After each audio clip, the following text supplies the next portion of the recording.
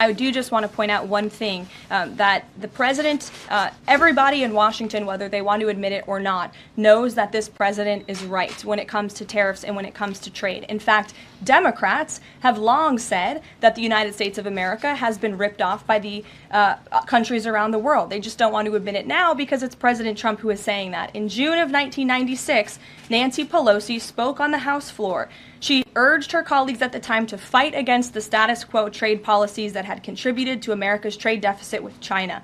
In fact, Nancy Pelosi said, "How far does China have to go? How much more repression? How big a trade deficit? How many jobs have to be lost for the American workers? How much dangerous proliferation has to exist before members of this House of Representatives will say, 'I will not endorse the status quo'?" Those are the words of Nancy Pelosi in 1996. Well, President Trump is finally answering her call 27 years later. Nancy Pelosi can thank President Trump today for the 104% retaliatory tariff that will be going into effect on China.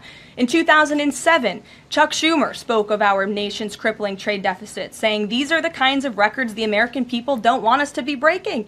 The administration needs to move beyond words, take action now to reverse a trend that threatens our prospects for future economic growth." And Chuck Schumer said that in 2007. Finally, in 2025, President Trump is taking action. Recently defeated Democrat Sherrod Brown said on deficits in 2012 that our deficit then at China had reached an all-time high, and it was on pace to recede last year's record. The trade deficit had cost American workers millions of jobs at the time.